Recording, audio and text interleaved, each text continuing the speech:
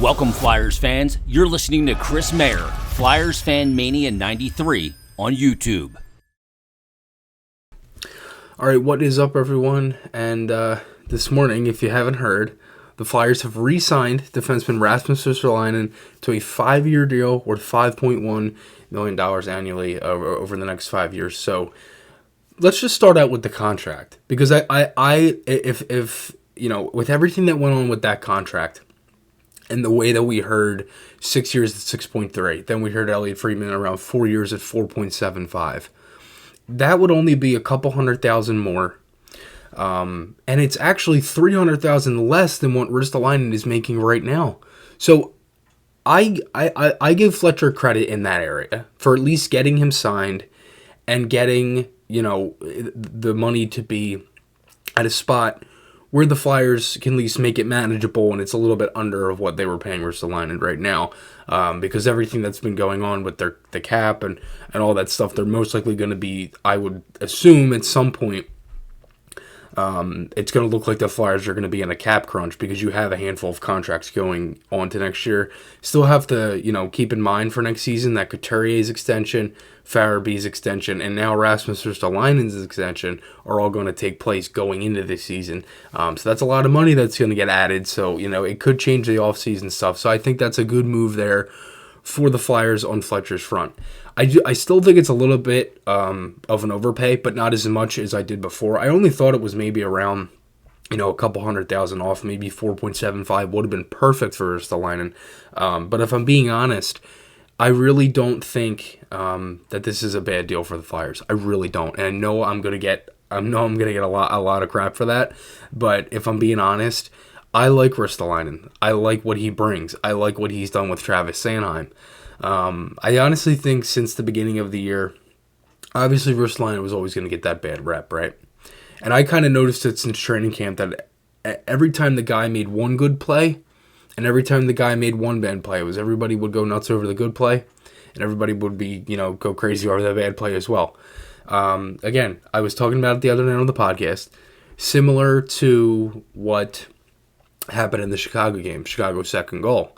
You know, the turnover in the offensive zone, he goes for the hit, misses it, Blackhawks score, nobody picks up a guy in front. Look, I understand, you know, there's a thing there, but it's like, I can't sit there and nitpick everything Ristolainen does when he's honestly played well.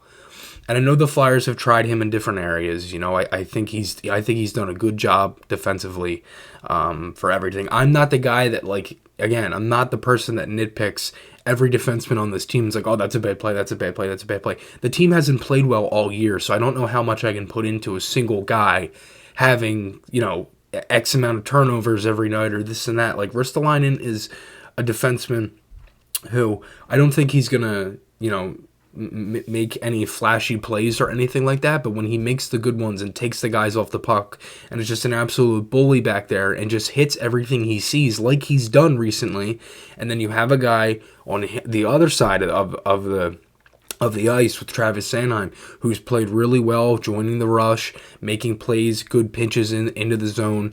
You know, they haven't tried Sanheim out yet on the power play. Ristolainen, they've had net front. So there's different areas there. And I do think that obviously Ristolainen is still younger. He's 26 years old. You still can really, you know, build around him, and this deal has him right now until he's 31, you know, right through his prime. So I think there's a lot that can change there, and just going off of this is the official tweet here from the Flyers. The Philadelphia Flyers announced today that they've signed defenseman Rasmus Ristolainen to a 5-year contract extension worth an average annual value (AAV) of $5.1 million, according to President of Hockey Operations and General Manager Chuck Fletcher. Chuck said, "Rasmus is an important part of our team, and we're very happy to have him on our blue line for the next 5 years," said Fletcher. "He's committed to being a Flyer and brings a consistent physical presence to our team." Again, this quote right here from Ristolainen, "I'm very happy, and I really wanted to stay. It's a great feeling to have it done before the deadline," said Ristolainen. "I love the city, I love the fans, I love my teammates, and I want to be here when we turn it around next year." Like, that, when I read that this morning, that put the biggest smile on my face, because, like, again, like, I don't necessarily think there's many other guys, you know what I mean? Like, it doesn't... you wouldn't really think that that's the answer you'd get off of a year like this. And I know the guy wants playoff hockey. It's been talked about.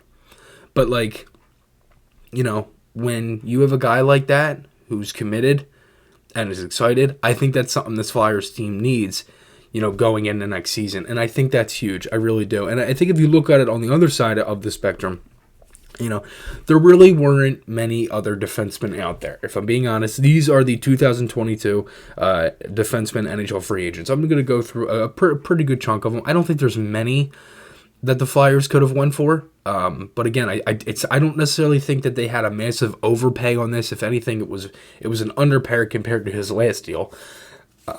But when you look at these, you have PK Subban, Chris Letang, Mark Giordano, Johnny Boychuk, Anton Strawman, Nick Leddy, Rasmus Ristolainen, who's re-signed, Hampus Lindholm, Alex Goligoski, Danny DeKaiser, Calvin DeHaan, John Klingberg, Josh Manson, Oli Mata, Justin Schultz, Colin Miller, Connor Murphy, Nikita Zadorov, Will Butcher, Alexander Edler, Ben Sherratt, Ian Cole, Marcus Nudavara, Michael Kempney, Ryan Murray, Mark Stahl, Erica Branson, Brett Kulak, Justin Braun, Troy Stetcher, Dean Kukin, Scott Harrington, Robert Hagg, and the list goes on and on. Not as many, more known guys in the league. They're kind of just like bottom pair.